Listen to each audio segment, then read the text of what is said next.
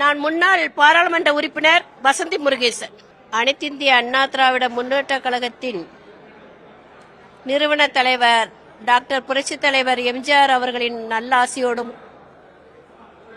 இதே தெய்வம் புரட்சி தலைவி அம்மா அவர்களின் அருளாசியோடும், தியாகத்தாய் சின்னம்மா அவர்களின் தலைமையை ஏற்று சின்னம்மா அவர்கள் மட்டுமே இந்த தமிழகத்தை வழிநடத்த முடியும் என்ற கோட்பாடை தமிழக மக்கள் எதிர்பார்த்து கொண்டிருக்கின்ற இந்த வேளையில் சின்னம்மா அவர்கள் நேற்று பசும்பொன்னில் ஐயா முத்துராமலிங்க தேவர் பிறந்த மண்ணில் அம்மா தெளிவா அமைதியா அழகா பேசினாங்க.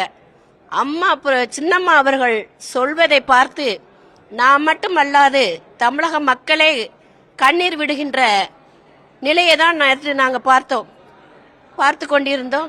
தமிழக மக்களுக்கு நம் தாய் இல்லையே என்று வருத்தத்தில் இருந்த தமிழக மக்கள் இப்ப நம்மளுக்கு சின்னம்மா கிடைத்து விட்டார்கள்.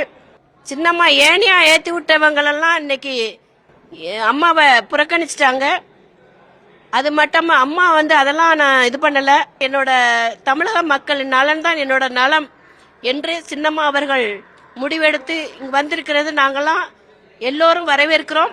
நெருப்பாற்றில் நீந்தி நெஞ்சுறுதியோடு புரட்சி தலைவி அம்மா அவர்களும் சின்னம்மா அவர்களும் இந்த கட்சியையும் கழகத்தையும் காத்துட்டு இருந்தாங்க.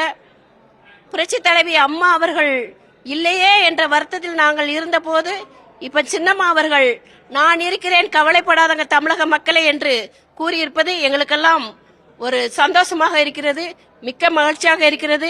சின்னம்மா அவர்கள் என்ன கட்டளை இடுகிறார்களோ அதை ஏற்று நாங்கள் நடப்போம்.